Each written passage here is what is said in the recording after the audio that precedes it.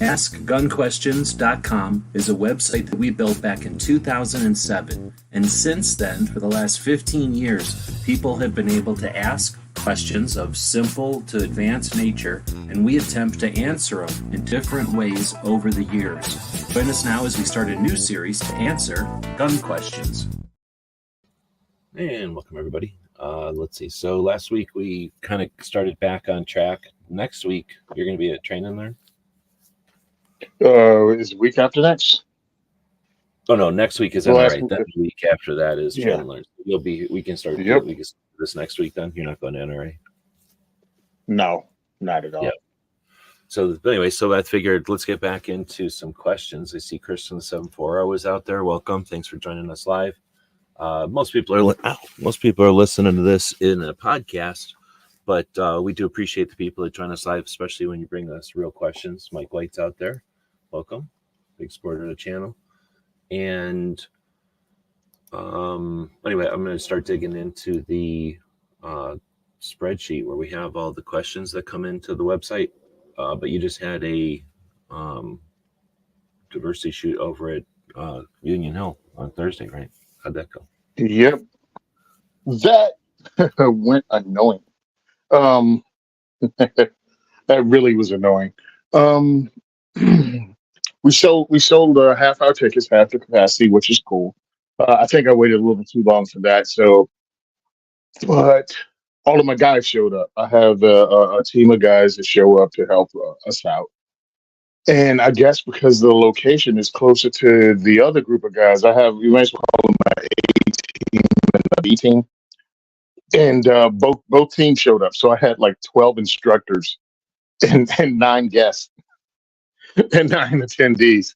So pretty much these people got one-on-one all night. And the reason the whole family came out. So it was it was sisters and their boyfriends.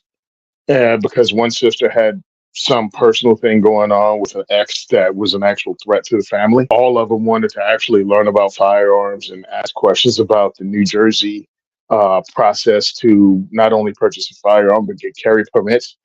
So they were there and they got to ask those questions one-on-one and talk to experts and get introduced to a plethora of firearms. So, I mean, it was almost like they had an hour and a half private lesson on everything. And I thought that was cool. I only wish that more people would have come to be able to take advantage of that. You know what I mean? Yeah, and there's no way So to know, that- right? Or to to promote that that's going to happen because you don't know it's about to happen, type of thing. And that was just them. I mean, it was because of one of my guys worked with the lady, and because he worked with her, she had a relationship with him, told him what her situation was, which was awesome that, she trusted him that much. And they were able to do the thing, man. I mean, she brought her entire family, so I got to meet all of them, and they had a good time and they learned a lot. And I felt it was one of the benefits of doing what I do, that there's a family now that not only have, what do you call it? They got the confidence to try out lots of firearms. I mean, just lots of different things from Glocks to Berettas to the Prodigy from Springfield Armory. You just name it. There were a lot of firearms there. They got to shoot a gun for the first time. And they also have the names of people that they can use as references for their pistol purchase permit and their firearms ID card. And that's what it's all about, right? Normalizing guns by getting people familiar. And the stigma's gone and the awareness out there, and you don't force and you allow that to be created through events like that. Yeah, and I forgot this part because to me it's not important, but to the Second Amendment movement it is. The attendees were either the whole family was Hispanic and the other couple of attendees were Black. So that just, yeah, that's right. Scary. There were brown people that got introduced to firearms for the first time. And they're going to be doing it. They're going to be members because this is actually for the safety of their family. and the black guy that came, he owned firearms already, but he didn't own those, and he wanted to know how to get involved at 2A advocacy, and wanted to meet the groups and wanted to check out new firearms, and he had that opportunity too. And he was blown away by that, and said he can't wait to come to the next one and bring people in. So I mean, it was really what it was meant to be. Some of them are like out of the park, wow, home runs, the place is packed to capacity. You know what I mean? And it's like it's on. This one wasn't, but it was so specific. The need of the people that were there, I thought it was just. I mean, that's in the park home run. You know what I mean? It might not be over the fence and bust a car window in the parking lot, but it was awesome. All right, I've been looking as we're chatting here at the questions, and I'm guessing this is a typo, or maybe I'm completely reading this wrong, but something, is it a good gun in general for the price, and does it shoot 12 gauge? So what is that? Rete GPS? Is that a thing, or am I correct in assuming that's just something wrong? Oh no, Rete is a shotgun. All right, I have no idea what I'm talking about. So Rete is a shotgun and GPS is a model. So I'll bring it up on screen here. You ever heard of them? Oh, you're muted.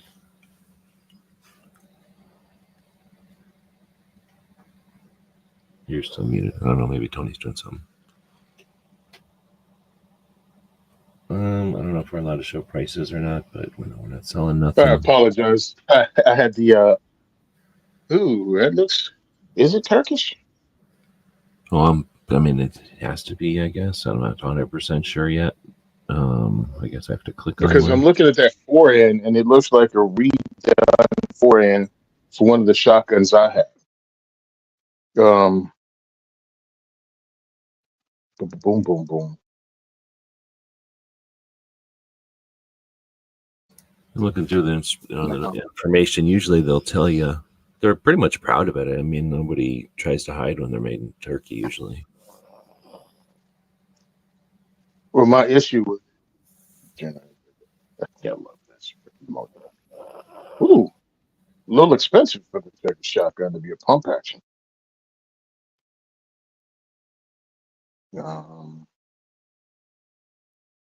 They come in through Maryland. Okay. Yep, Turkish.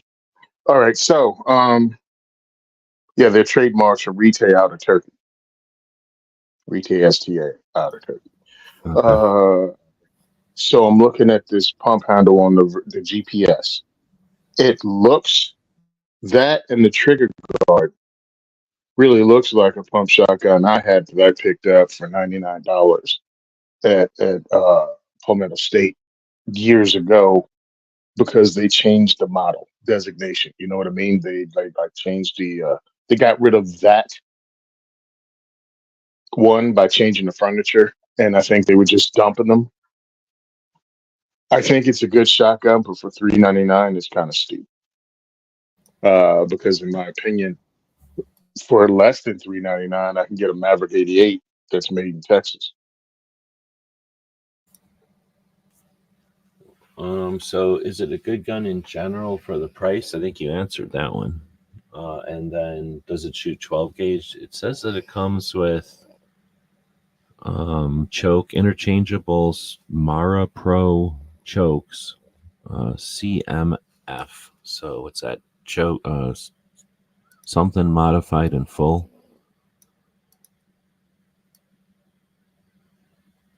Oh, it does? It says it comes with, well, it says interchangeable chokes, C, M, and F, and I'm assuming that's full modified, and I don't remember what C was. Mm-hmm. Combination, or I think there's a skeet, I don't know. But it's, anyway, so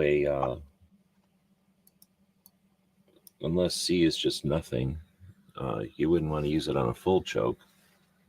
But slugs can go through, can be shot. Okay, this is more like it. All right. The MSRP is $399, but I just found that they like 219. So for around a $200 mark, again, you can still purchase. You could probably still get a Maverick, but I have a similar shotgun that's also on sale. Oh, is it price? Oh, they're out of stock. All right, they were on clearance at PSA. $200 is a good price to pay for something. I don't think you can go wrong if you're determined to buy this particular brand. Well, since neither one of us are getting paid by anybody to talk about Mhm. this stuff, you got $200 you're about to spend on this thing, even not a clearance, but maybe, just someone selling it to you at a deal. Are you going to spend that $200 on a used something? I think I'd rather buy a Mhm. $200 used something, because what are you going to do to a shotgun except rust it out or like literally bend it in half? Most people treat their guns pretty decent. So a used shotgun, I've, knocking on wood here, but back in the day when I would buy guns all the time, I can't, did I have bad shot? I mean, unless I knew I was buying a broken old shotgun, which I have bought plenty of broken shotguns because they're cool. Mhm. When I was buying a working shotgun, it worked. So I mean, it's kind of like buying a hammer. Yeah, you can buy a broken hammer, but unless it's like obviously broken, it's probably not broken. So Yeah, something new with a bunch I of feel the same aluminum way. parts, a bunch of weirdness, and how are you going to fix this thing ever versus what couldn't $200 buy you anymore? I mean, maybe it's an old 870, maybe it's an old anything Mhm. Winchester or whatever, but are you going to find parts for those? Yeah, pretty much anywhere. Like you're going to go find Yeah. bins of parts for old shotguns that are American. So I think I'd rather buy Yep. used something here. I agree. I agree when it comes to this. Now, again, the only reason I purchased it because one, it was 99 bucks, and again, this was on clearance from PSA 10 years ago, maybe. Well, there's nothing I saying was we only looking have one for. shotgun either, unless you live somewhere you can only have one shotgun. Yeah, have a rack of them. Who cares? Yeah. Oh no. Well, the reason I said I purchased that one is because I had a. Well, I'm looking at it right now. My Winchester 1200 with a 20 something inch barrel, and I wanted an 18-inch barrel. I think I had a 24-inch barrel, whatever the sporting barrel is, and the barrel was $200 if I could find one. And I stumbled across an entire shotgun 12 gauge for $99. I bought it. Oh yeah, no, that's a thing. Yeah, that's definitely a thing. I remember the same thing. I had a situation where I didn't want um, the long ass barrel that came on a. I don't know why they make hunting shotguns with such long barrels. I guess people in boats don't care, but if you're walking with Yeah. it, I want to be able to let it go down and not have it hit the ground. So I want it to be whatever 18 inches. I think on most people, is a lot enough for you to like Mhm. put your arm down, and the gun isn't going to hit the ground. But uh, yeah, same thing, same exact situation. By the time you try, back in the day at least, I don't think it's a little easier now, but back in the 90s, trying to buy a shotgun barrel, good luck. It was way easier to just buy a whole nother shotgun. Back then it was like 180 Mhm. or 70 or something, if I remember right.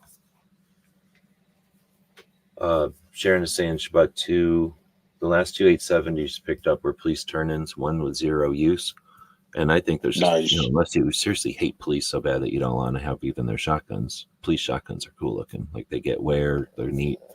And for me in the cop car, I definitely would like to have a police pump shotgun for the cop car.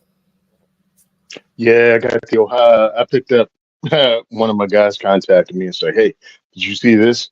They have Ohio National Guard shotguns on sale, and it was like 250 to get a freaking Wingmaster with the bayonet lug and everything on it from the Ohio National Guard. And on the side of it has the map of Ohio and ONG on it. It was pretty cool. I wish I would have purchased two of them because they had the old school one too with the folding stock. The stock that folded up that was a horrible idea, the metal one. Yeah, that folds up It's on from top. all the 80s. Yeah, it's from all the I 80s don't hate movies. that. I don't hate that. I mean, it's kind of like AK stocks. There's no perfect one. The one that folds under is weird and it sucks for a stock, but it's great for when it's folded. So I don't like that one for a stock very much when it's open. It's kind of Hmm. weird. But when it's folded, and it's not perfect when it's folded either, but when it's folded, it's up on top and it's out of the way. So people with Mossbergs, they can't deal with it. It's right in the way of their safety. They have to have their safety up there. But as Remington people, we don't care when the stock goes. But I know what you mean. It's also way up on top. So if you're trying to shoot down the sights, how you can do that with a stock folded up there. But if you're Oh, I thinking didn't of even care. I just, wing and point type of thing, and that's what we were into in oh, the I didn't 90s. care. I didn't even care. I just wanted it because it was cool. Yeah. I mean, I wanted the regular one because I wanted the 870 to run because I have Winchesters and I got that button. I don't have a Mossberg with the, ambi. I guess they're called the Tang safety. So the safety's in the same place, so I'm good with it. It's natural at this point for me to run it. So I don't have that. I love people that have. I mean, to have a preference is fine, but to go, ooh, I'll never own one of those. Man, listen, I'm trying to own as many different things as I can because you never know who you run into that can't use something. Doing what I do, I don't know why, but they might not be able to use something I have. And if I have something different or a bunch of different things, I could help somebody out that they never knew about this thing. Um, Don, one of the guys, one of my instructors came through with a Ruger 1044 at Thursday's event, which, if you don't know what that is pretty much like a Ruger 1022 on steroids, except it takes 44 Magnum. But in a 5 magazine, rounds of 44 Magnum. in a detachable magazine. No, his didn't. It had the tube. It had a Okay. tube underneath the handguard, but it looked like a beefed up M1 carbine because that's pretty much what a Ruger 1022 with a basic 100 looks like. So I loaded underneath the up barrel like a lever action would be. underneath the barrel like a lever action would be, but the wood stock covers the entire thing, so you don't really see it. Gotcha. So you don't know there's a tube underneath. So you load it right in front of the trigger guard on the underneath, under the side, and it loads like a shotgun with a gate and everything. Oh, more like a shotgun. Okay, I got you. And but it's a semi-auto. Yep, it's a semi-auto. I got to run 4 or 5 rounds through it, and then I was like, "Yeah, take this back." He was like, "Why?" I bought a whole box of ammo. He bought hollow points. I'm like, "What? Why'd you buy hollow points?" He was like, "When you're buying 44 Magnum ammo, you buy what the store has." I was like, "You got a point." Yeah, that's true. Well, the good thing is it's easy to load 44 Magnum. So at least that's a gun that's, I don't know if it's still, well, I'm assuming it's fairly cheap. At least it's fun to load 44 Magnum. That's my funnest, if I can remember right. That was the one I had the most fun loading for, because you can just play around with it so much. The guns can handle so much. That means they can go down a lot too. But I thought I remember it having a mag. Maybe they make more than one version of it, or maybe I'm remembering wrong because I can. Yeah. It's been a long time. Every day it becomes another day further away from me playing with those guns. Yeah, I think they did too. Because my memory, I looked at the bottom, I was like, "Where's the mag?" He was like, "This one has a tube." I was like, "Okay." Yeah, that's neat though. All right, so a couple of things, but I can't remember the one, I guess. So I'm going to keep going.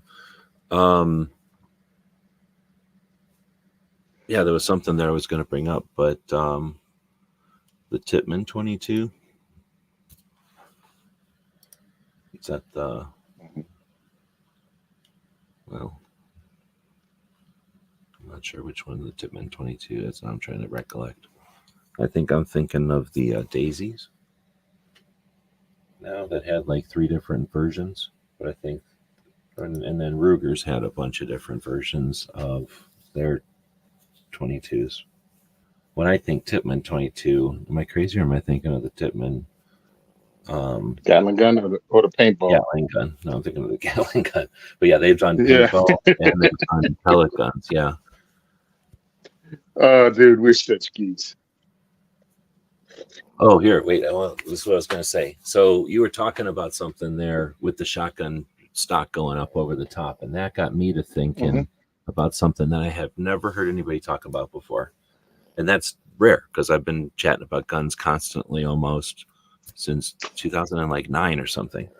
So there was a time in the 90s before there was concealed carry on the regular. The only people that really concealed carry back then were cops, and you just assumed the cops knew everything about guns because they were cops, right? And there was no reason to think otherwise. So you never thought about carrying around a gun. And that also means you never thought about drawing and shooting from a holster other than cowboy stuff. Or maybe if you were really hardcore, some kind of shoulder holster, right? but we weren't doing that, so you never really did it. And there was certainly none of this like, oh, if you carry from a shoulder holster, you're going to sweep your femoral artery and blah blah blah. Like none of that happened until there was concealed carry and people started to think about it more and have real conversations about it, right? So one of the things that I'm still on the fence about, we've never talked about it, you and I, but this whole like instinctive shooting or point shooting where you don't use your sights at all. There's a whole layer of people that literally, and I'm not even kidding, like don't even use sights. They don't even have them on their guns because you don't need them really. I mean, you can learn how to just shoot from your hip at things in front of you very accurately. There's a million pieces of evidence for that. It's like definitely a thing. However, people that don't get it and don't appreciate that freak out. And it's a little tough to say, yeah, I don't even need sights. I can just shoot at this thing and know that I'm hitting it.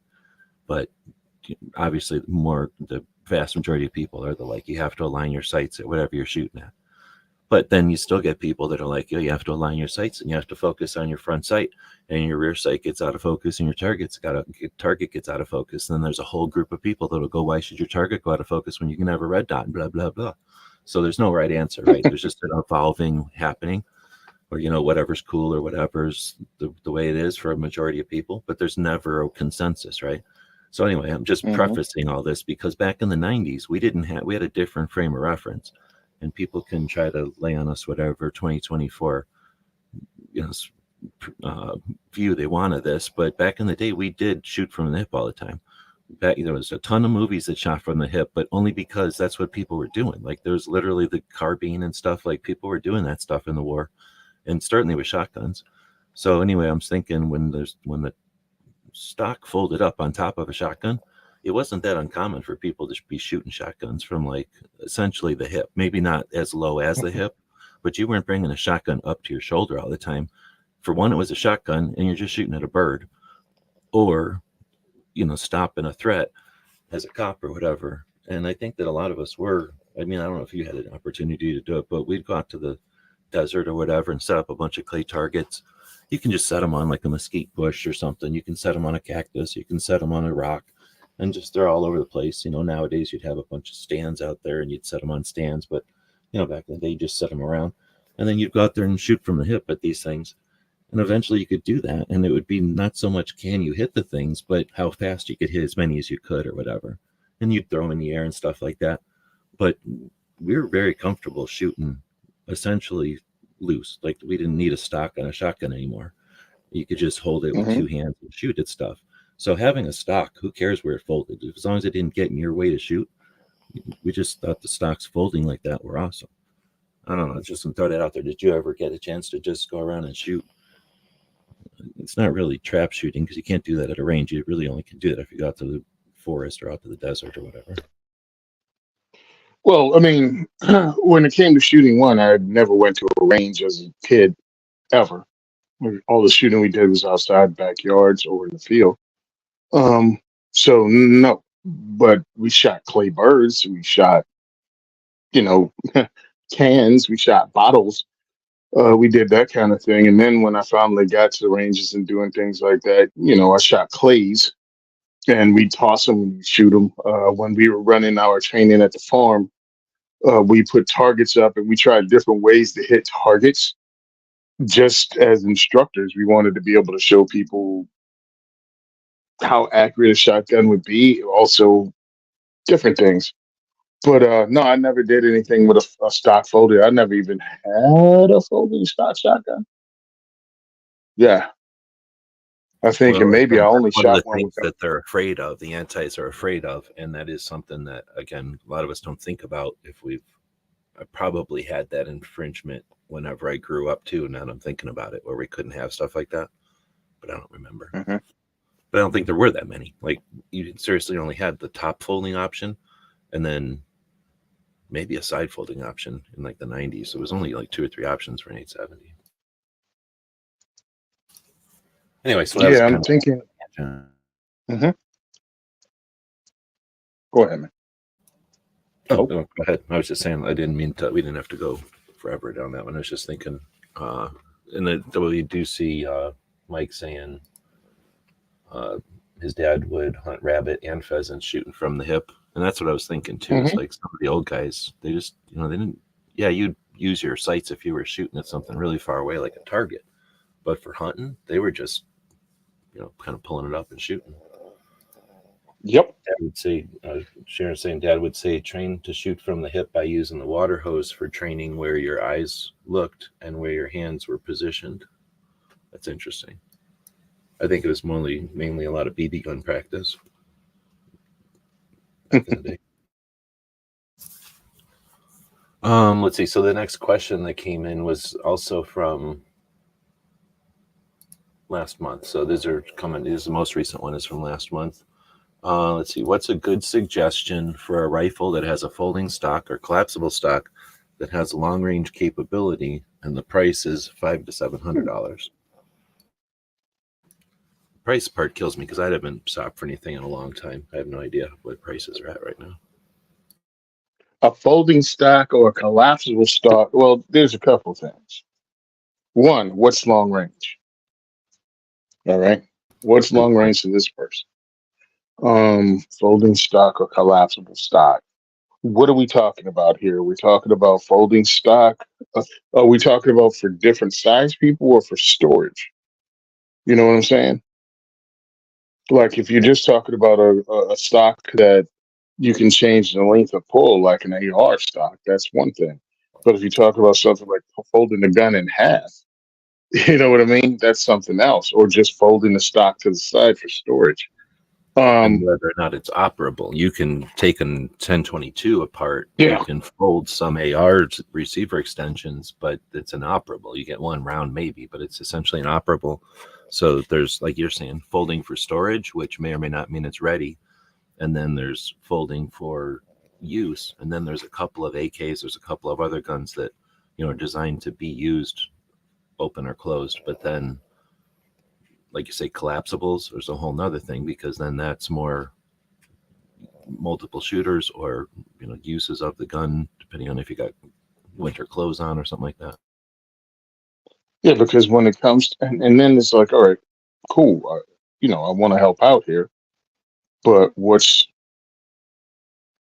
talking about Palmetto State Armory, like, you know, 308 or 762 by 51, AR-10 type.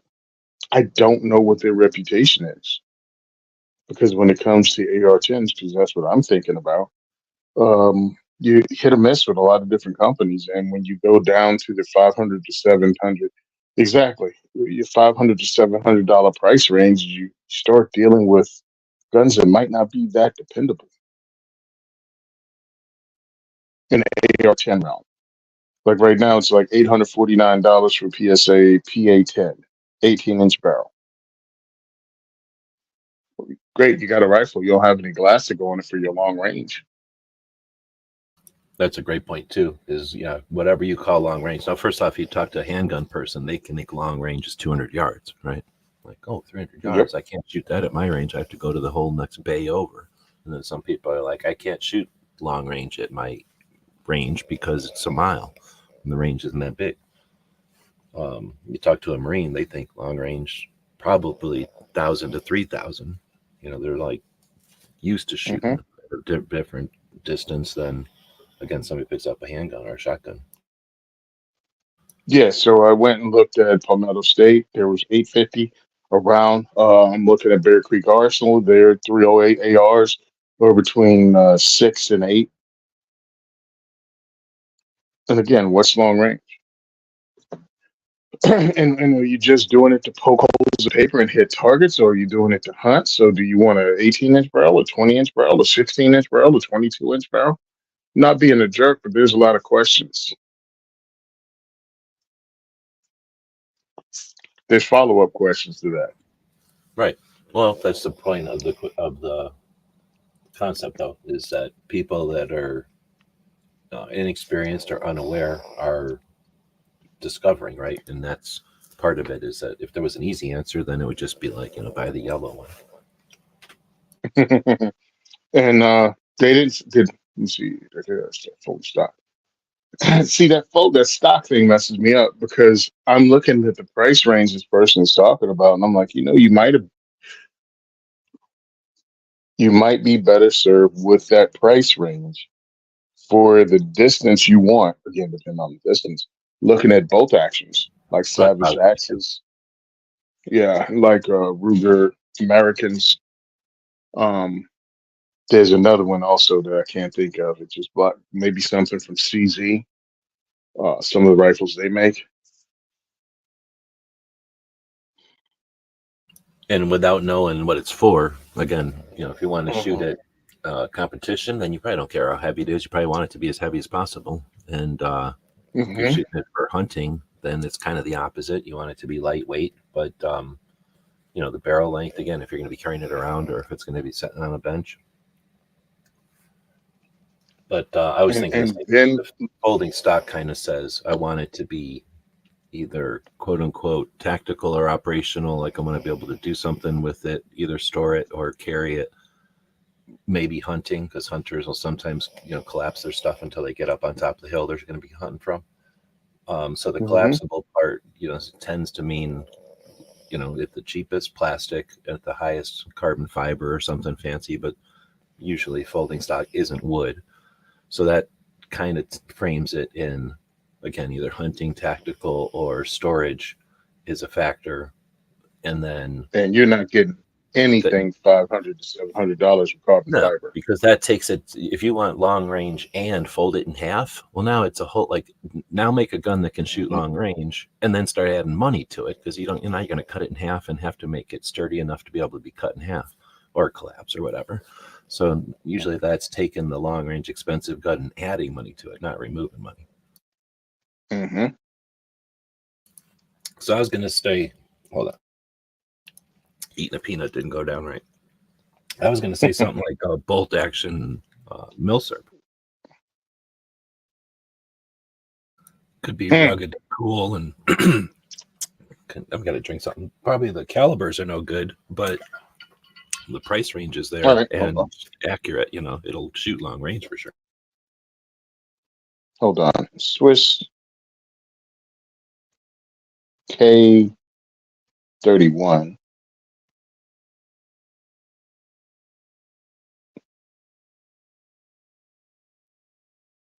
I mean, to me, that's one of the things with that 6.5 by 55. Yes, I am of legal age. Really? Seriously? Hard test. All right. Yeah. So the Swiss K11s, they're about $600. They have the 6.5 round that is good for longer distances in the surplus realm, and you got a quality firearm with good sights on it, and people use to compete a lot. But again, what are you doing with it? What's the purpose of it?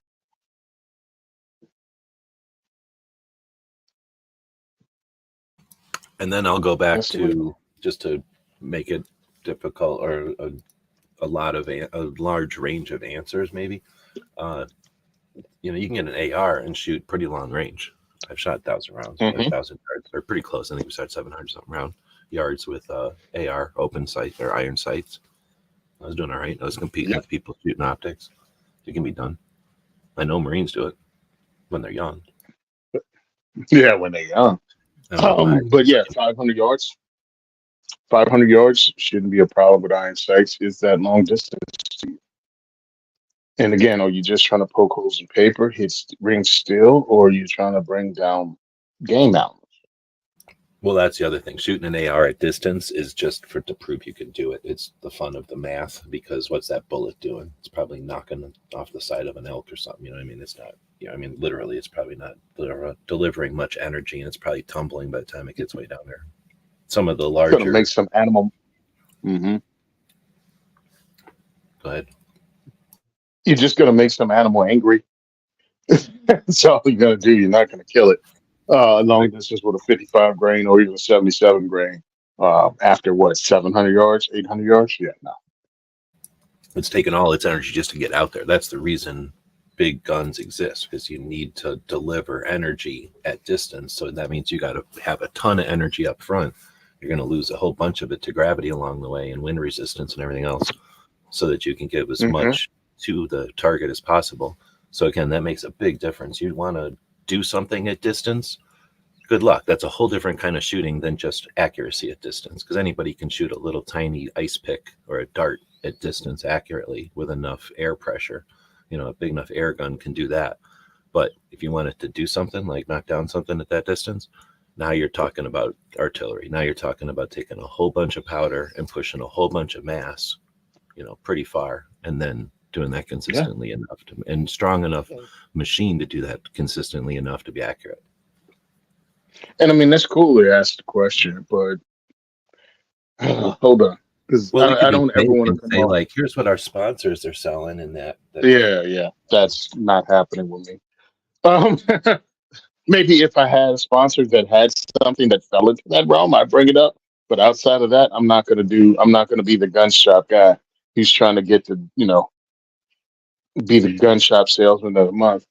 Well, here was my experience at the shop. Like, if somebody came in and asked this question, I can't sit here and talk to them. I get in trouble. I mean, I get in trouble though for talking to them for just half an hour, and they'd walk out of the shop with nothing.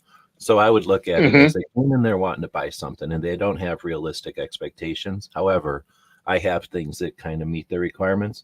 So I might take 3 things off the shelf and go, or 3, point at 3 things. It's expensive to take them off the shelf all the time, or it takes too much time. But I might go, we have something like this that is going to deliver a small bullet at a distance, and you'll be able to do that accurately, and it's a lot of fun and challenging.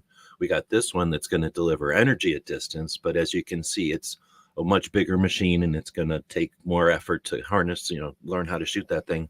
And this one's a compromise, but it's a compromise on both ends.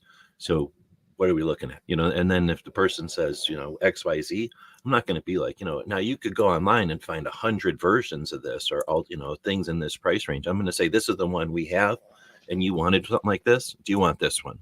Because again, that person probably wants to go home with it. And my opinion was, if they want to go home with it, then this is what I got. Boom, we made the match.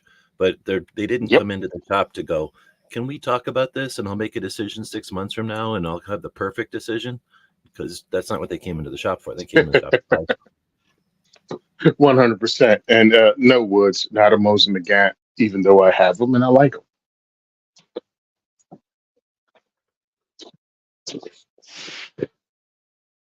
If you want to do a Mosin, you can. I don't believe they're as inaccurate as the internet says, because I've shot 2-inch groups with them at 100 yards using my Finnish Mosin and my Russian Mosin.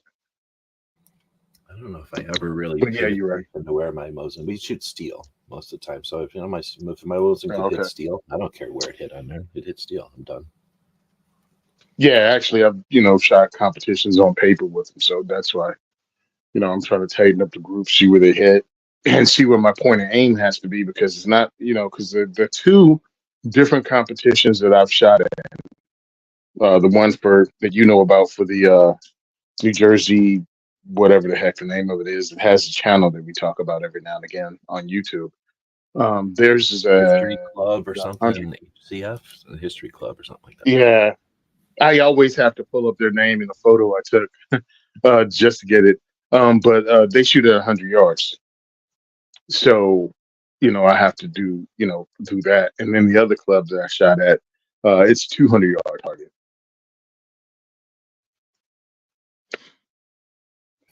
Oh, the question we've been talking about was, what is a good suggestion for a rifle that has a folding stock or collapsible stock that has a long range capability and is priced between $500 and $700? So it was a pretty specific yet general question, I thought. Yeah, that was it. Yeah, it was. If you don't know that there's going to be a ton of follow-up questions, you think that would be a pretty specific question.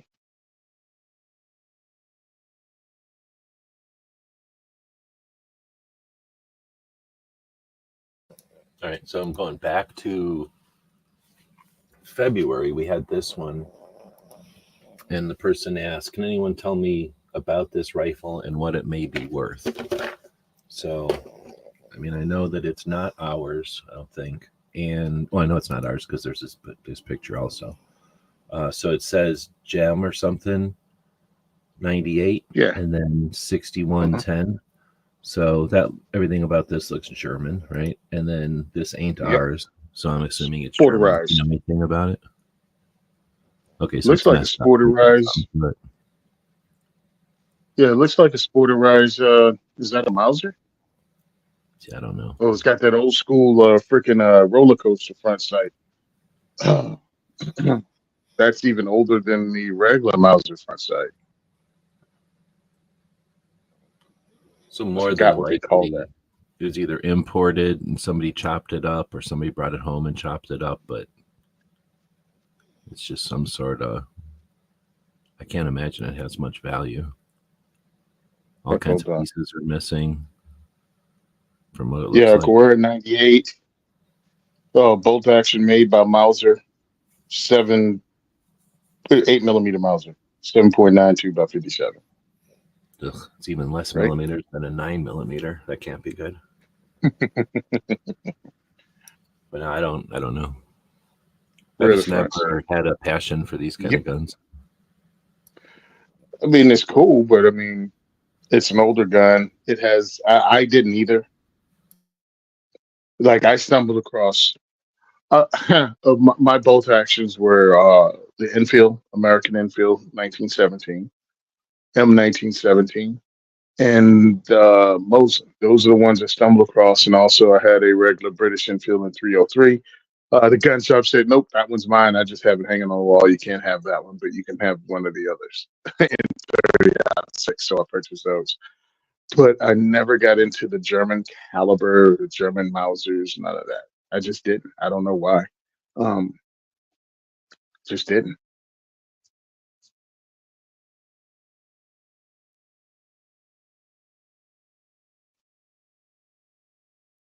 Sorry, I decided I picked a bad time to eat a handful of peanuts.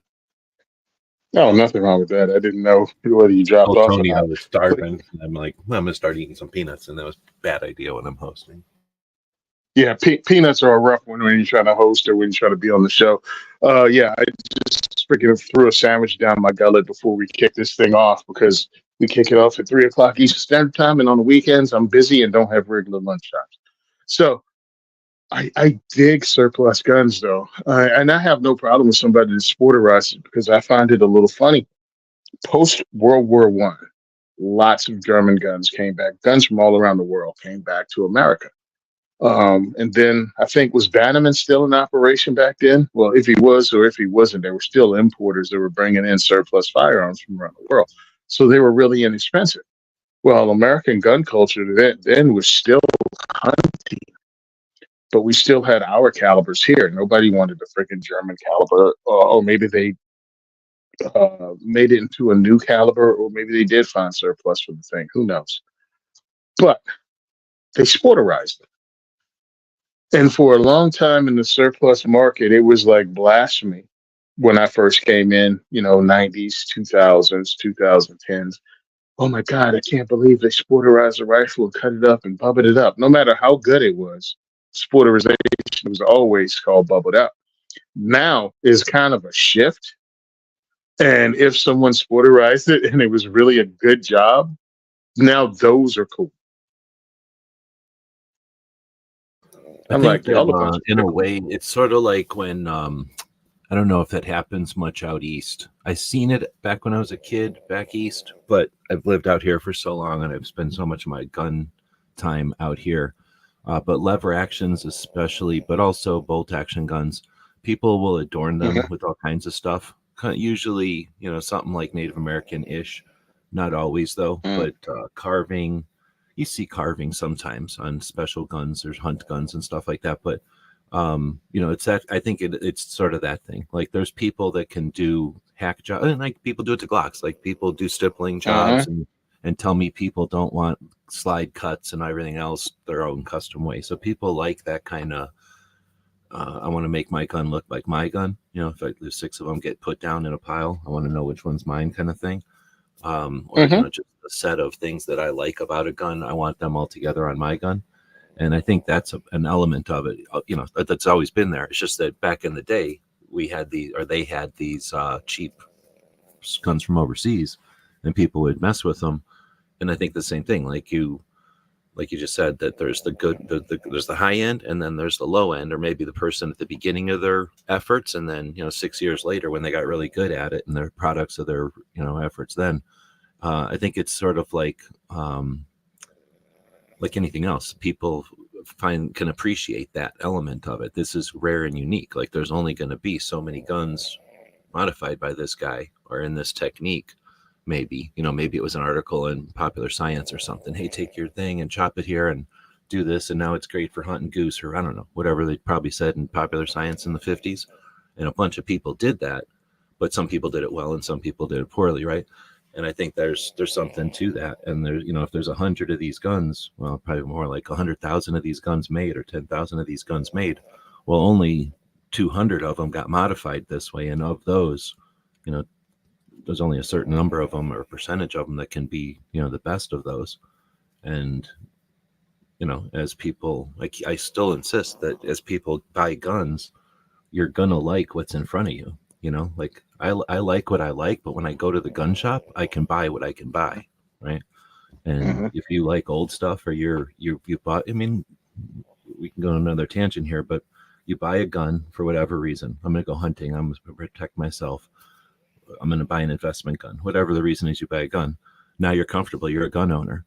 Well, I can buy another gun because now I want to go hunting. Now I want to go with my friend skeet shooting. Now I'm going to go shoot 22s. Now I got a kid, whatever. Now you bought a third gun. Now you got a fourth gun. Oh, my wife wants a gun. She didn't like that gun. Now I got her another gun. Oh, now I got 7 guns. Big deal. So I got 7 guns. They're not going down in value, right? At some point, you're like, okay, I'm going to go to a gun show. Oh, here's another gun. Once you get comfortable with them, it's just like buying anything you're comfortable with. You understand the value of them. You understand the potential upsides. And, oh, I'm going to buy this one because I'm going to work on it. I'm going to buy this one because if I add 2 or 3 things to it, it's worth more. If I'm going to buy this one and learn about this type of gun and see if I want to buy more of them, right? Or maybe I like that new sport. So, I think there's that element of it. And once you get to that level where you don't care how many guns you got anymore, then you're looking at stuff like the gun shows and going, oh, I got $100 and that's cool. So I'm going to buy that one too. Yeah. Right? Then it only It becomes is a funny problem because once your safe is full. Once your safe is like kind of sprouting at the things, then you're like, do I want to buy another safe or sell a gun, or what do I got to do? And then you buy another safe, and it's, let's start buying guns again. gotta fill it. Yeah. So I got to that point, and one of the funniest things was with shotguns, because I have projects in my mind. Again, my whole thing is introducing people to the sport. I don't even know how I did that. I mean, it came about naturally, but it came about before the diversity shoot. You know what I mean? Before I started the diversity shoot, I was still trying to get people into firearms in a way that was easier for them. And one of the things I decided was pick up a shotgun, pick up a used shotgun, single shot shotgun, to get somebody as a gateway drug, and go, all right, this 24-inch single shot 12 gauge, I'm going to show you how to cut the barrel down to 18 inches. You know what I mean?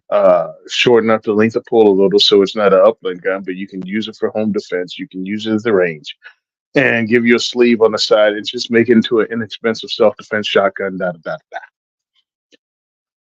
And I started picking up those. Now it's like, all right, now what I'm going to do with these $400 shotguns I bought? Because I never finished it. I never got into the whole making a video on how to turn it into something else. And it's cool because I ended up taking it to the class. I actually gave one to my mom because she's not going to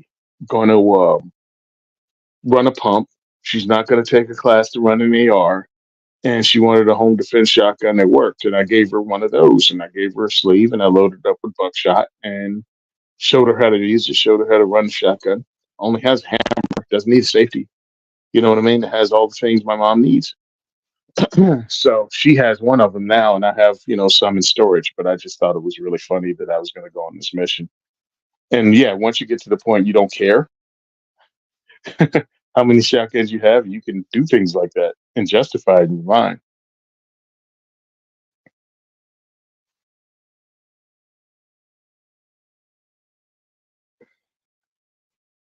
At least with shotguns. But now I'm looking at some things with ARs. I was talking to actually Rocco from ROC training at Union Hill Gun Club because I want to do a thing with introducing people to training with their local guy, with their local at their local range, not worrying about going to take a Chris Costa class, which is a great class, by the way. But a lot of people think they need to, if I'm going to go take training, I'm going to go with the famous guy, where I have to travel and get a hotel room for 3 days over a 3 day weekend. And I'm like, that's not necessarily the case. And maybe you'd be better, money would be better spent going to your local dude, taking a 1 day class or taking a class over the weekend and going home at the end of the day. I mean, that's something too. So we were talking about it, we were discussing it, and I'm trying to make a way that it touches base with people on a couple of different levels. Now, I built ARs, excuse me, built. I put together ARs from buying things like a lure from Arrow Precision and putting the things I want into it, getting the upper from Palmetto State Armory and putting the bolt carrier group I want into it and put a rifle together like that. But it was like years and years ago. So I'm going to approach some of the introductory tier AR companies and see if they will send me something out. And then I'll try to, do a $700 and down AR build with an optic and show people how much you could actually spend on a rifle, an optic, a sling, and a class at your local level.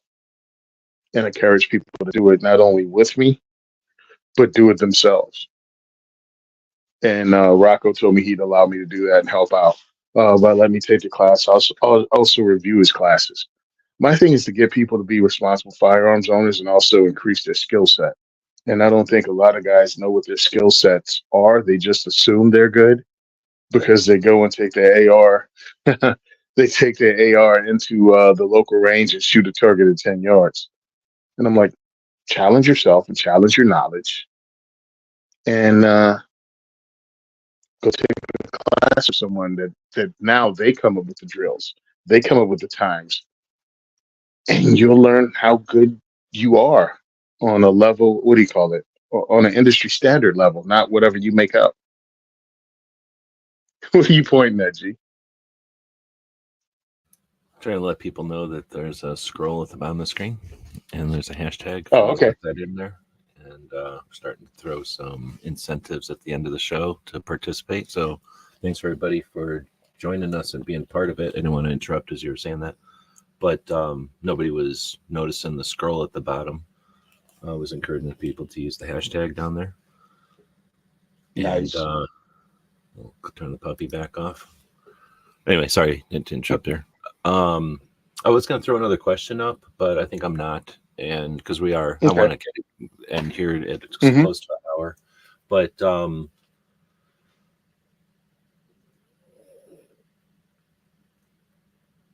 nope, I was trying to think of I thought there was another question in here. I guess this isn't a question. I think he's just reacting to, did you say something about DIY quad barrels?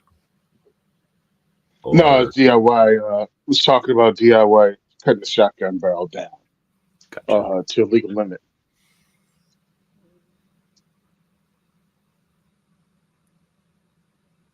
There we go. So we got one person going. I have to remember how to use the hashtag tool or whatever. I haven't done it in a while. But I move things around and I can get to my patches again. So we've got a... there it is. Oh no, what did I do? There we go. I hate when you're going to grab something and instead of grabbing it, all you do is reorder everything in your list, kind of shifted everything. That's what I ended up doing just now. So we need to put this. Only one person entered so far.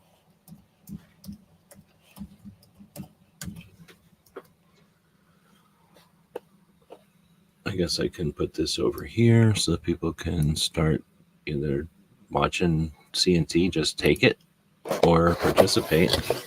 But anyhow, I have this set. Oh, what am I doing? I'm going to present that again. I'm rusty, and I'm one monitor down, so I'm limping along with just two monitors, and it's frustrating for me. I'm used to three.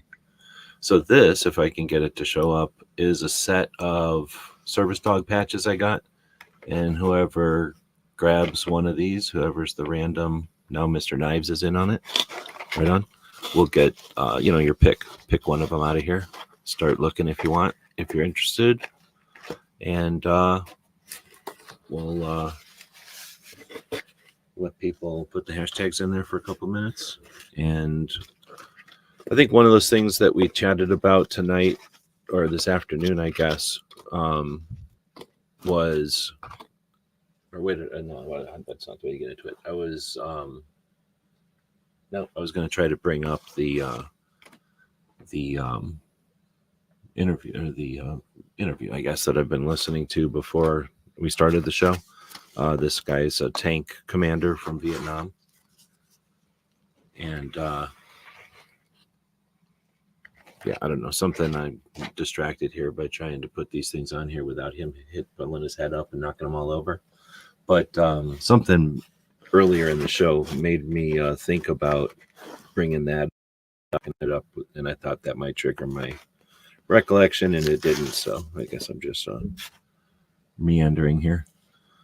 So we have a couple of people now entered in. It looks like 3 people entered in. Hashtag BaconBit, and then we'll do the draw ring.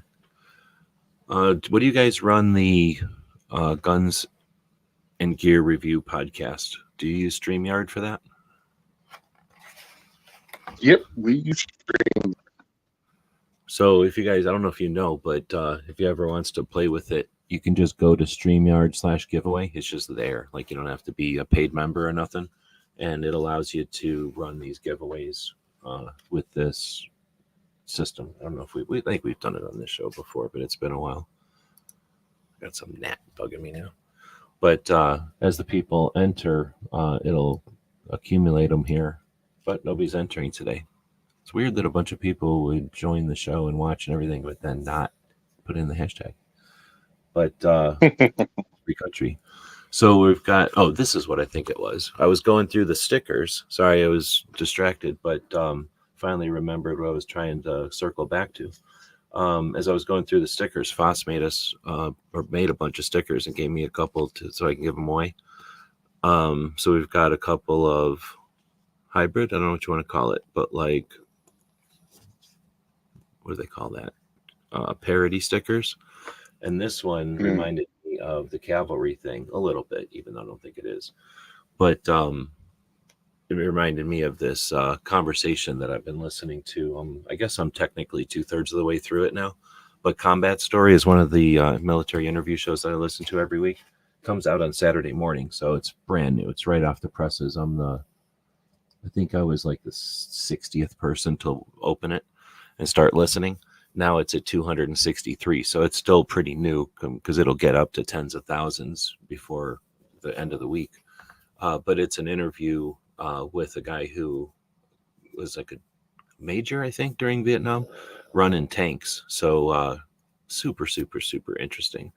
And for example, he's talking about the movie, was it Platoon?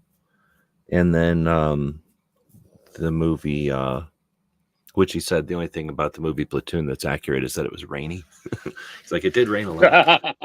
But all the rest of it he said was fake. He's like, it's kind of a parody of like the stuff that happened behind what you'd call the green zone nowadays, but like, behind the line where people were just hanging out and doing intel work and other stuff, but not out where people were dying and stuff. Like, none of that shit happened like Platoon. And but he said the one We Were Soldiers was a lot closer to being kind of accurate. But anyway, but just stuff like they'd be driving, and tanks don't go very fast because they don't need to, especially in Vietnam. There was really nothing that could hurt a tank in Vietnam. So and they didn't even bother putting landmines under them because nothing they had back then could hurt a tank. I mean, mud, I guess, would probably hurt a tank, right? But they would just, he said they were just driving along kind of slow, and if a car or something got in front of them, they would just move them over with their tank, with the cannon or whatever, just like put the cannon down and move them out of the way. Like, that's hilarious because one, people don't give a shit and they're just going to drive their car in between two tanks. And then two, they're just like, I don't give a shit either. We're just going to move you out of the way with our cannon as we're driving. We got 5 entries now. Should I keep going? What do you think? We're literally about to hit the 1 hour mark.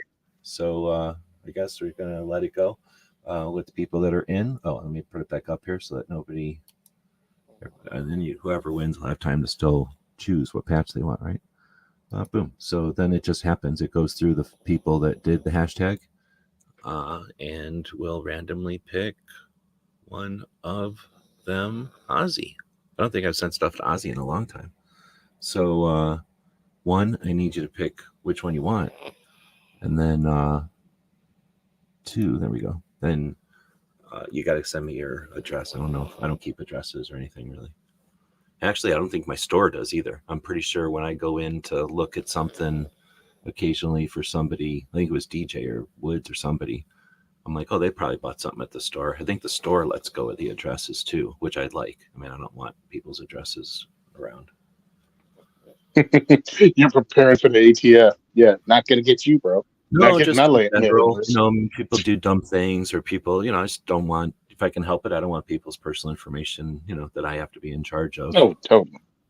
But I get so it, that's why man. I like using the store. I mean, it costs money every month to have the store. It's not necessarily a way to do it. I'm kind of paying. I mean, I have Patreon, so it's like I don't mind that I'm losing money on the store essentially, but that allows me to keep all credit card stuff in banks. Like I don't have to ever touch it.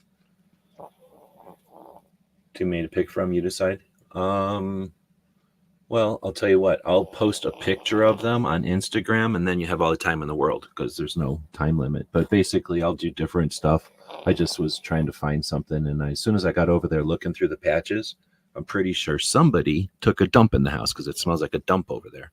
But we're in the middle of the show, so I just grabbed these instead of continuing to look for the patches I was going to use for a giveaway. But we'll hopefully start incorporating the giveaway tool a lot more often in the shows. If there's something else you're looking for, Ozzy, let me know. I mean, anything that Gizzard is giving away, except for a couple, I have all of that stuff. So if there's any specific one you're looking for, of course, you can have that as well. But anyway, let me get rid of this dog. Nobody wants to look at him anymore. I can get rid of this. And what am I? Do that. There we go. Why don't we start wrapping it up? You've got another diversity shoot in 2 weeks? Yeah, I got a diversity shoot on June 6th. One of my guys came to me. One of my guys came to me and said, "Hey, he had an opening that I give him dates, and I might have a fourth range that's going to work with us this year," which I think is awesome because I built in some gaps. So we can and bring one or two more ranges in for a couple to 3 times this year. Just to let people know we're in that area. We don't have to go hard, you know what I mean, in the paint every time because we have regular places. So hopefully it comes through and we'll be in Lakewood, New Jersey later on this year. And maybe I can get into actual Union, New Jersey. So we're a little further south and not as far north as Gun for Hire, but further north. And it's areas where we have different clientele. So I can't wait. It's always going to be slow the first couple because word of mouth has to get through. Social media kind of limits us. And but that's what we're working on. So go to diversityshoot.com if you want to see where we are. I'm going to have all the dates and stuff up there. And also you can help fund us through diversityshoot.com. See our pictures and stuff on social media at SimonSaysTrain on Instagram, SimonSaysTrain on Facebook. Second for everyone on X, and the second is for everyone on Facebook. So we're going to be posting stuff up. And I'm going to be doing more and more lives on Instagram because I think they do better than I thought they would. More people watch them. I think they just wait to watch them. I just got to figure out a time frame because I usually make them while I'm driving. And I just talk until I'm done talking. And then I post them up and whatever becomes of them becomes up. So I'm going to do more interactive stuff now. I think it's really important because people seem to like it. And with them messing my numbers up, I'm going to have to reach people any way I can. So thanks for having me on, dude. I appreciate it. Oh, yeah. Thanks for joining. Chris threw a super chat at us. Appreciate that. Thank you. I was going to say, too, that you're going to train and learn here in a bit. Want to take a second and chat about that, or as much time as you want, and chat about that. And then... I'm going to go ahead and say it ahead of time. Tony's about to tell you about Train and Learn, which I'll be chatting up a bunch too, because I think it's seriously the best thing we got going as far as an ongoing event yearly, as far as content creation and advocacy. You know, the normalization of guns ain't going to happen. It certainly ain't going to happen at a national level, and it ain't going to happen at any industry event, right? It's neat that the industry events happen and they serve their role, but they're not advancing the normalization of guns. Slowly they incorporate it, you know, they're part of it and everything, but they're not leading the way. What leads the way is individuals, and Train and Learn helps create those individuals and fosters them and motivates them and inspires and stuff. But Tony's going on his own dime. You know, he doesn't have a massive industry backing for this. Train and Learn doesn't send out scholarships or nothing. It's a $300 event or whatever. It's less than $400 at least. It's not a wallet breaking event, but getting to it and stuff can be, especially when you got to think about taking off work and traveling.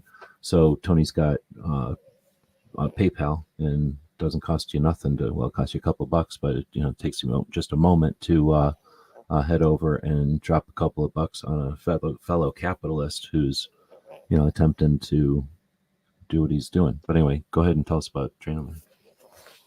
So I feel Train and Learn. Go ahead. I feel Train and Learn is very important on a couple of different levels.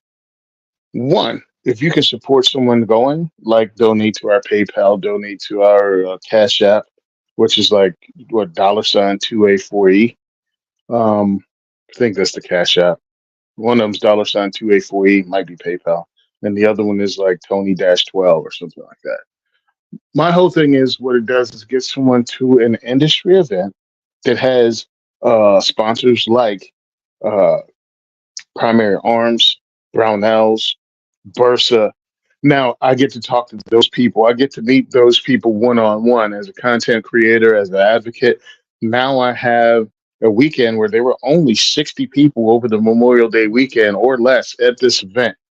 So I get to talk to these people. I get to know these people. You establish personal relationships with the company that you can actually work with, which is get gear for review, get discounts on gear for your students, discount codes. My whole thing is it gives you an opportunity to marketing.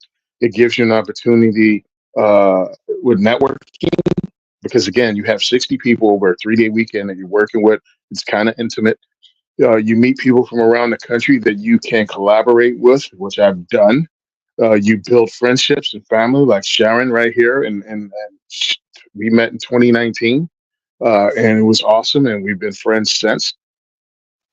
It's an amazing way to come close to a lot of people in the industry, and if you throw that opportunity away, you're an idiot, because some people have come to those events and went, oh, this is just a class. No, it's not a class. It's an opportunity to actually network and create a family type environment, a friendship, we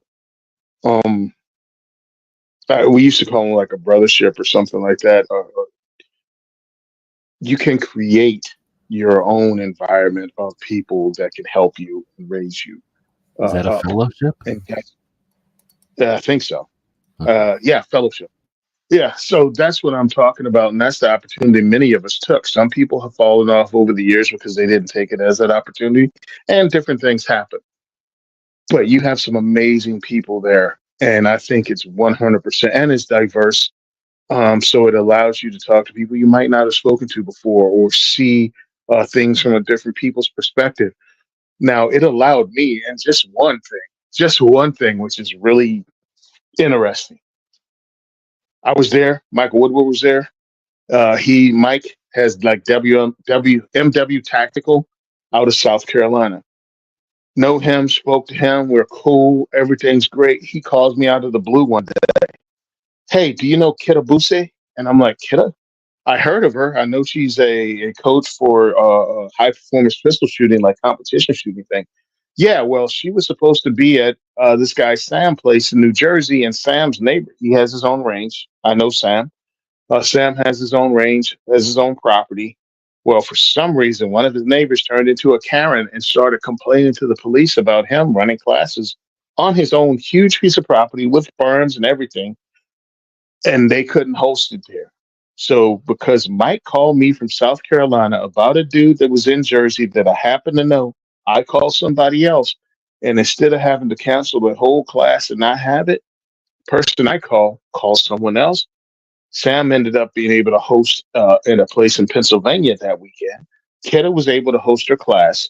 She sent content away from this event, and it was so good, and it worked out so well for the Rangers. Sam got a job at the range, being their head of training, all from something to train and learn. That was a phone call out of the blue. Hey Tony, I know you live in Jersey. Can you help us out? And it ended up being helping someone out. It helped Sam out because he lost his range at home and got him a whole new job in a bigger range and a much larger position. All because of relationships built to train and learn. It's a small community, and this gives you a chance to become a part of it and grow it if you choose to. So I think it's great. If you don't get in this year, which is kind of late, pay attention. G-Web's just pulled it up. Go to their website. Plan on going next year as a content creator. It's 100% worth it. And it's in Atlanta now. It's no longer in St. Louis.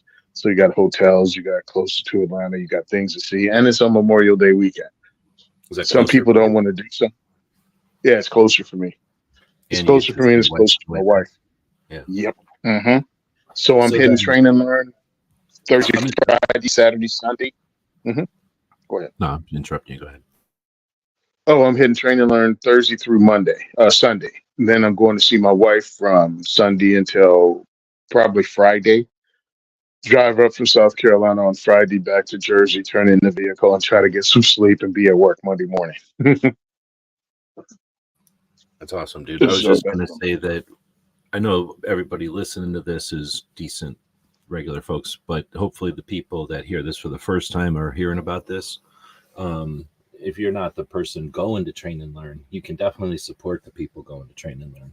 It's not that hard to figure out who's going, and they all got PayPals. They all have, well, I shouldn't say all, but I'm assuming most of them have PayPals or some way to financially support them. And we're capitalists, and we can either expect somebody else to figure this shit all out, or we can realize that Bloomberg is funding the antis to the tune of easily as much money as we throw into it. Period. Like easily as much money as we throw in. I just did the numbers. As much money as we throw into the NRA and every other national level organization, even the crooked ones, you put all that together, and Bloomberg puts that much money in plus to the other side. So we can't spend too much money on our side. Like we're losing the money side. We always knew that, but it's definitely evident that we're losing the money side. So that's one thing that we've got. And it doesn't take, you don't have to fund someone. You don't have to pay for their plane ticket. But $5, 100 people throwing $5 pays for a plane ticket. And there's not 100 people listening to this, but that kind of effort grows. And that's where we've had times in the past where projects have been funded to massive levels. Unfortunately, sometimes the projects were bloat. They were just nonsense garbage.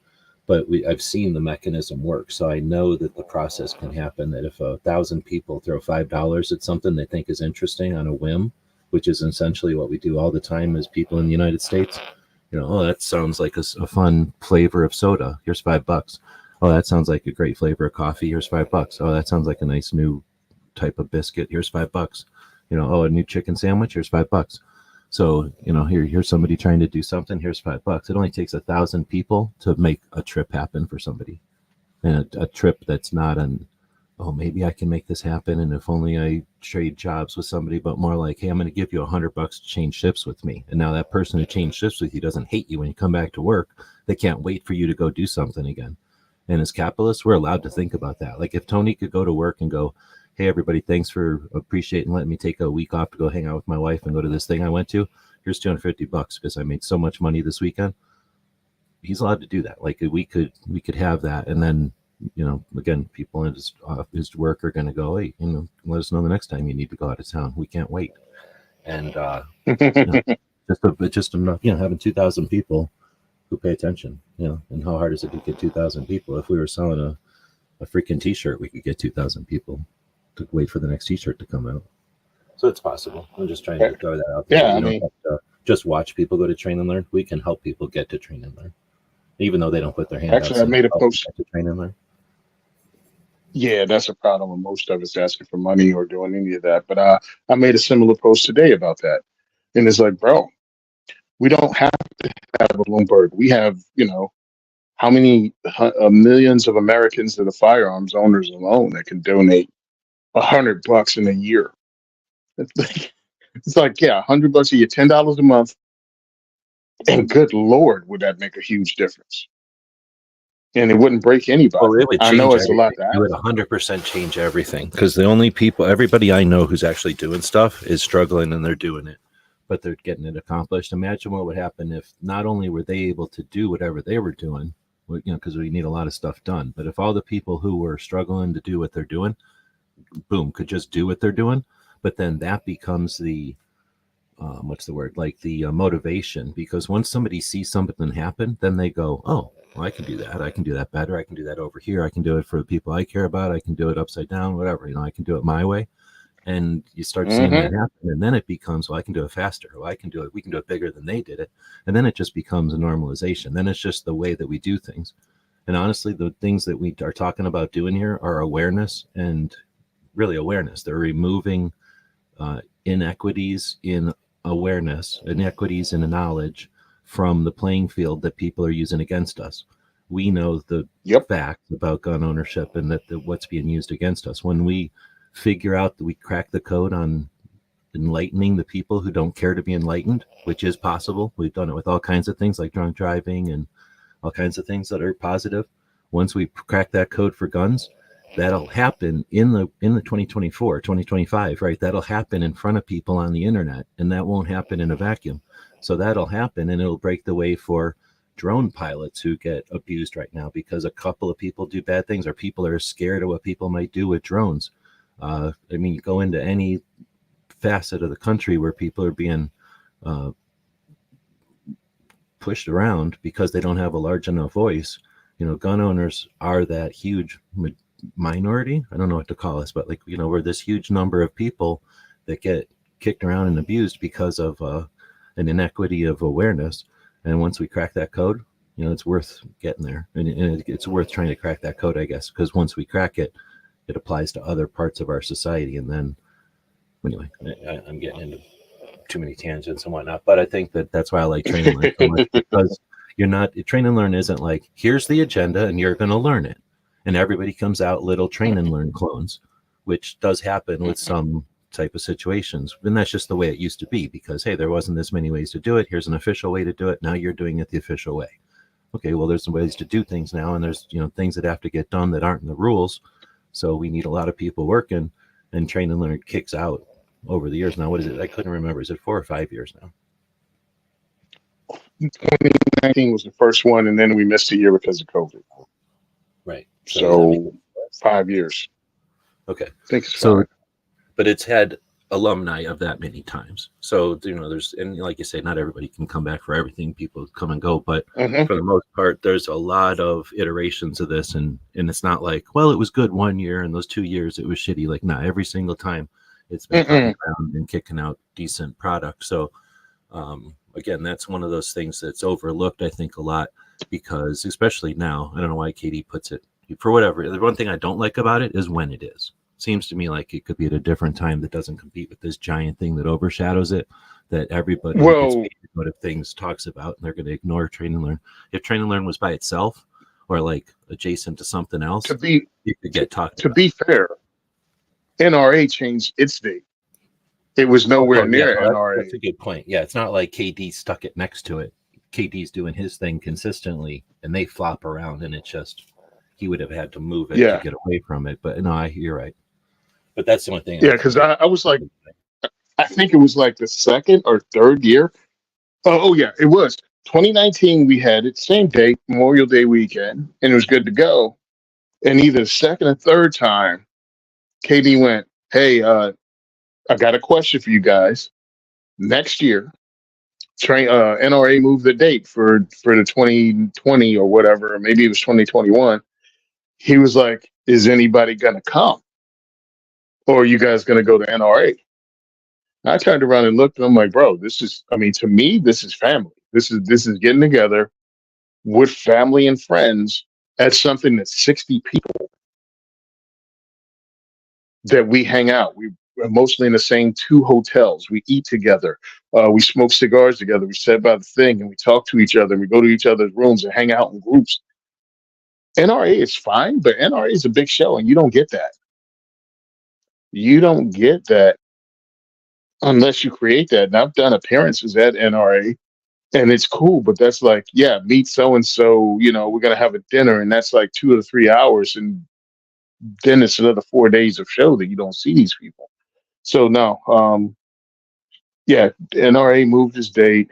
Kevin found out that he could still fill classes up with dudes like myself, like Sharon, and others that are willing to come down and not go to NRA because you can hit other shows and they'd be somewhat like NRA, in my opinion. Especially now after SHOT Show, after people dropped off from SHOT Show because of the virus, and smaller shows start popping up around the country. You got Guns Out in Virginia. You have Gun Con in Idaho. You have the stuff on the West Coast. I can't even think of some of the names of them, but there are lots of NRA like events with vendors and companies. So really, if you miss NRA, you can get on the smaller version of NRA, or you can go to Great American Outdoor Show in February. So there's a lot of that kind of thing, but there's only one train and learn. And the only thing close to train and learn for me is Ambassador Academy, and that's 10 times the cost and much smaller. Different focus, right? And different, I think different focus, right? Different scope, but different focus, because they're trying to train you literally to be an ambassador for either a company or Ambassador or the community, right? Yep, it's totally sort of like being a beauty pageant. Some of it is knowing the other beauty pageants, but you perform. You're going to come in here performing here. You're going to come out performing better. It's like a coaching thing, more than a collaborative thing. It is a coaching thing. It isn't like putting together social media with others. Now, we turned it into that, but that's incumbent upon the people, not incumbent upon how it's set up. And I think a couple of things. It's one, in the industry, two, done by advocates also, and intimate. Like, it's 15 to 20 people at Ambassador Academy. It's 60 people or less at Training Line. Because I don't believe you can have 80,000 people at something and have the same thing at all. You know what I mean? It's just not possible. Well, there's the Girl in the Gun conference, and the way they handle 1,000 ladies is to have training sessions. And I don't know how it works. Like, maybe you sign up for training sessions, or maybe you sign up for a block. I have no idea how they actually do it, but I know that they have multiple things happening at once, and that's the only way you can do things when you have that many people, right? Is to have a whole bunch of options and then move people around, or else move instructors. Yeah, you have a lot of people. I really like to say this because we have a core group of people that come in and listen to these shows, and some of my advocates or want to be advocates or advocate. Go to things. Go to things. Don't make up excuses why you can't. Just go. And if you can consistently go, cool. Doesn't have to be far, but it has to be a thing. And now you're in. Now you're in because it's a small world. And just network and go to things and try to make a difference and participate. Doesn't take every dime you have. You don't even have to make it your life. If you can only go to 1 or 2 events a year somewhere, cool. But if you can go to your local thing and volunteer with your local 2A, in my opinion, just as good. Just get in and participate. We need you. However you can get in the door. So, switching topics as we close out of the door. Put me back in here. How am I doing this? I gotta do this button. I can't figure out my buttons today. Liberty Doll. This was the patch from the 2020 patch batch that we got. Your patch bigger and did the multicolors, and then got a bunch of other. I forget how many. Was it 12.orgs in there? But anyway, Liberty Doll from that era. I haven't been watching her stuff. I thought she moved to Rumble, so I haven't seen her stuff show up on my YouTube that much. But she's definitely super political, like focused on the politics and the ping pong game, I call it, the back and forth that happens. And, we need people to be watching that for sure.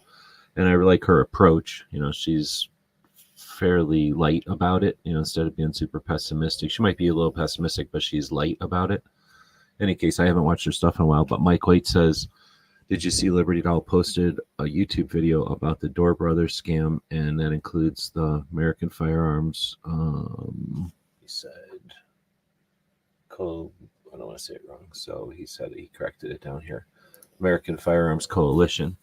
And I'm not familiar with the AFC, but it sounds like a fake name, right? And I've been a skeptical of the Door Brothers since I started paying attention. And they're not the only ones. But here's the thing, Minnesota. So I hesitate to say they're all bad, but at the same time, they do a bunch. Anyway, I'm gonna watch your video. I haven't seen it. I'm assuming you haven't seen it. No, I don't know.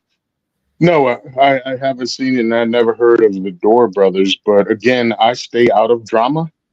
I just don't pay attention to it. I don't let it affect me because enough's enough. We've got essentially a number of organizations. You can tell what they are because their logos all essentially look the same, like the same person made 12 different logos for all these different state level organizations. And they collect, I don't know. It's a very difficult thing to keep track of, but let's just say they don't attend the gun rights policy. They're there's organizations that don't show up when everybody comes to the table to collaborate and strategize, but they have their own marketing and they have their own marketing, their own fundraising, I guess is the way to say it. So that's a organization that's had feelers or entities in all kinds of states. And like I say, when I started doing the research, the reason I started doing the research is because of stuff like this. It's like, what's going on? Like, everybody's on our side, right? Well, no, there's a bunch of people who understand when to stand up and go gun rights and then collect a shit ton of money, and then they sit back down and wait till the next time it's opportune to stand up and go gun rights and hold out a bucket and then make a shit ton of money. So imagine if you just went to 2A rallies and you wore an American flag t-shirt with a bucket that said, I'm working for the 2A, and you just went to 2A rallies. Who the hell would ever know? And before the internet, that's what happened. People would just show up and be like, I work hard, give me some money. And what is it? We care. Like, here, make my $10, work hard. Work hard to buy them a bunch of whatever they feel like. So there was this organization that never showed up and never did anything. And as I started to ask people who I respect, well, who are these people? They'd be like, oh, don't talk about them. Like, they're not, they have different ways of saying, like, bad, don't talk about them. Don't bring them up. You don't include them in your list, that kind of stuff. Like, they're not working for us. They're essentially either taken. It depends on how you want to take somebody who just shows up and does that. Are they somebody is like my example? They show up at a 2A rally, wear an American flag t-shirt and say, I care about 2A, give me money. So is it no harm, no foul? Big deal. Somebody feels good because they gave $10 towards something they care about, and just like, no harm, no foul? Or could that $2 have gone, or that $20 have gone into a bucket to actually do something? So did that person steal $20 from an actual fight? Or did that person deflect where somebody says, oh, I gave my $2. I've done my part. I'm going home and I'm going to tell everybody I've done my part, or I'm going to just go home and shut up because I was never urged to do anything with my $20. I was just given my $20 and said, you did a good job. Come back next week. So there's a lot of people that have issues when you're a true activist or, trying to create awareness, and you want people to spread the word, and you don't want to spread the word about how you can give $20, but you want to spread the word on, like, let's show up here and here to end this debate already, or let's show up and have a real conversation with a politician so that they understand that if you take away just one dangerous item, that's foolish. That's not going to solve the problem. When you've got 2 out of 3 deaths are suicide, let's talk about mitigating factors. Let's talk about actually saving people's lives instead of foolishly worrying about one object that, if we look at it, anyway, I'm getting into tangents or whatever. So there's an organization that has been around for a while, and it's tough to talk about because if you talk about it, one, you get knocked down because they got nothing else to do than knock you down because it's, they got a reason to not have people talk about them, and the fewer people that talk about them, the more advantage they can take. Does that make sense? It's so. And the big organizations and people will go, how come the big organizations never come to XYZ? Because they essentially can't, and they don't want to talk about it because if they talk about it, they get attacked. So it's a pretty shitty thing. So I'm interested to see what Liberty Doll talked about. Oh, it's not interesting. Yeah, because it's 100%. It's like, yeah. One of the reasons I don't talk about these organizations is because it's not worth it. If I can talk about Walk to Talk America, if I can talk about Women for Gun Rights, if I can talk about why would I mean, I'd be wasting time throwing dirt on the people, or even well-deserved dirt on the organizations that do shit work. Right. I'll tell you who does good work. All right. I'm not going to waste my time in arguments with people coming at me because I talked about fill in the blank of the dirt bags that only show up to collect a check and disappear, and you've never seen anything from them. That's a whole bunch of wasted energy I'm not going to get back. So let me tell you about Walk to Talk America. Right. You know what I mean? It's like, no, that's exactly and that's the reason it happens. And when it does come up, I'm curious, that I'm glad to see it's happening, but like you say, it's not something that we want to necessarily bring up every time we have a conversation. But if we never talk about it, they fester, or they continue to exploit. But exploit people. Luckily, we don't have a shit ton of them. Like, luckily, it's one or two groups. Really, it's like one or two groups. There's the groups that I wish did stick besides lawsuits. So my major gripe is that we are fixated on lawsuits. We have like 3 major organizations at the national level that are fixated on lawsuits when, awareness and activism and other things. We have the soapbox and we have other boxes. So that's my major gripe. But they're all doing amazing work, and none of them are like burning out millionaires at marketing agencies. Well, minus of course the NRA bullshit. But that's over. What do you think? Yep. Well, okay, we're going to end this. I talked about ending it in an hour. Let's not talk about the NRA. But maybe next week, since you're not heading to Train and Learn yet for a couple of weeks, next week maybe we'll talk about NRA since it'll actually be happening. Unless I put the challenge out there. If I get, I don't know how many it would take. I think probably 100 new Patreons. No shit, 100 Patreons at the $5 level. Let's say 100 Patreons, because some of them would jump in at a higher level than $5. But I'm guessing I would need something like 100 new Patreons before I could even attempt a trip to NRA show. But I'd certainly like to go. If I was independently wealthy right now, I'd be at NRA show focusing on Jeff Knox, the other guys who are reform candidates, Amanda Suffolk and Rick Ector, who are all on our side and are now on the board. All the people that are assholes are pretty much gone or have no power because they're left, essentially waiting to get held responsible for the bullshit.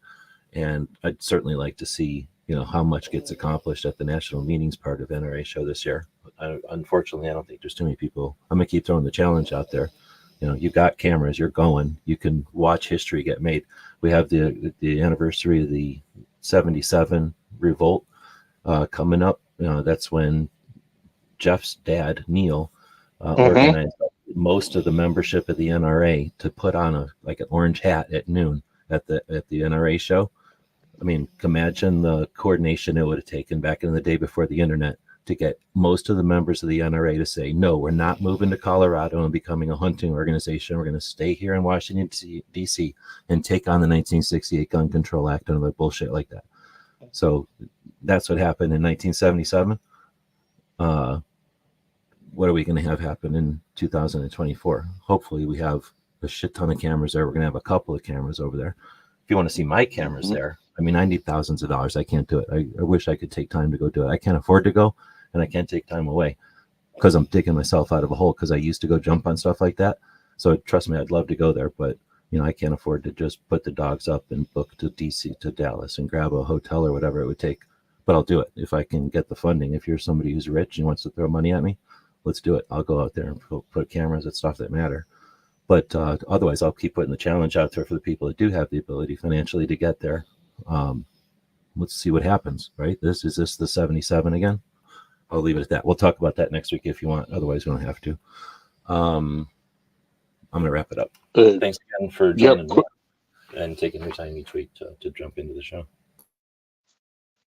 Yeah, man, I appreciate it. And quick shout out to Walk the Talk America. Congratulations, Chris Chen and Walk the Talk raised $100,000 since the first of the month for that organization. Because it's Mental Health Awareness Month, and really 2 out of 3 deaths with a firearm are suicide.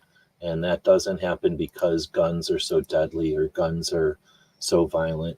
I don't know how many people have hunted before, but it's complete and utter bullshit to suggest that guns are the most deadly form of suicide. Guns are a deadly form of suicide because the people who choose guns know how to use a gun. You give an unknowledgeable person a gun, and they're going to do horrible things to themselves, but they're not going to kill themselves. It's not called taking, it's called hunting, because you have to have skill to do it. And part of that is being able to place a bullet. You don't just turn off mammals. We're like made to not die. So I think it's complete bullshit that the other side uses, and we don't care because many of us haven't tried to do this. I haven't tried to do it, but I've had to kill things before, and it is not fucking easy as they make it act like. And people that think it is are foolish. So this idea, like I always say, doctors choose poison because they know how to make it happen, right? A person's going to jump off a building if they're a construction worker because they know how to make that happen. A person who's a EMT, a person who's a police officer, a person who's military are going to use a gun because they know how to make that happen. They know how to turn off a light switch. It's bullshit to let those decisions that happen because of stress and because of other, whatever they're called, precursors stuff, has anything to do with the gun. That's a choice that they would have, if prevented from a gun and they still had that mindset, they would have moved to poison or gravity. So that part that's being used and held against us is bullshit. And this is a month to talk about the mental health prevention side of it. So we can be outraged at the gall of them to do this. But on the other side of it, we could be putting like you would say, and like I'm sure Sharon would say, and like Brooke would say, we could be putting that same amount of effort energy that we're upset with at them for it to actually helping people. And there's so many efforts towards understanding the physical reasons for the PSD or the PTS, the physical concussion situations that would happen, and they're finding it from essentially more and more parts of military service. Like you can get things from just going up or down. You can get things from having to stay awake in the middle of the night, having stress, just having to wake up under stress. And you can do that just by having to meet deadlines and stuff. Like people can be enduring different types of traumatic stress issues. And that's the kind of stuff that by understanding that, politicians or having conversations with politicians changes their mind from like, oh yeah, if we make people lock up a gun or if we let them not have a gun, then all of a sudden we're not going to have these issues. Well, no, we're just going to have those people who hate guns complain about something else next, but we're not going to change the scenario that people are still choosing that option. So this month is to change the playing field on that, right? To change the dynamic, I guess, on that we normalize the discussion about this stuff. Oh, I'm trying to talk as I type and it's not working, but I'm trying to hook up to, I have it right now connected to the Ghost show like on Tuesday. And I just do that by default because nobody else was live. But I always like to turn or plug this show into another live show. And I'm going to change it from Ghost show because he doesn't need the help. He has a bunch of people watching him to Brooks show, Suicide Prevention Saturday. Since you were talking about Walk the Talk America reaching their 100,000 goal that Chris Chang helped them with in what, a week, 2 weeks? It's crazy amount of time. Yeah, 2 weeks, less than 2 weeks. But Brooke does her show every Saturday. So since it is Mental Health Awareness Month, I want to be sure to definitely link over just to Brooke's show. It's 4 hours from now, so you've got time to go out and support Tony and watch Liberty Doll's video and then do something else, I guess, because nobody else does anything else on Tuesday or on Saturday afternoons anymore.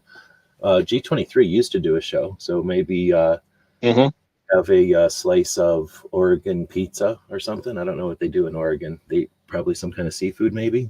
Have something in honor of G23 for when he used to do his shows, and then get ready for Brooke. Hillbilly will have his show after. I don't think there's an overnight tonight, and then tomorrow you got She Fires. Tomorrow you've got the Gun Owners Radio. Toby does his show in the morning for Cape Gunworks on the radio station. They do their show tomorrow morning. And I'm probably missing something else. But otherwise, thanks, Tony, for joining us. And I guess I'll play a quick commercial to end it so that the podcast ends on a more interesting note than just silence. GearWebsites.com is your source for firearms-based playing cards and books. We also have mugs, shirts, and posters with designs that we've made live. Of course, we have patches. Every Friday is Free Patch Friday. We appreciate your support. Thank you for shopping at GearWebsites.com. Sharon posted Washington State's Forefront Suicide Prevention has valuable resources as well. Thanks, because I know that state organization does a lot, and that's a state that's under a lot of abuse and neglect, and that's why they've had such abuse. Mm-hmm.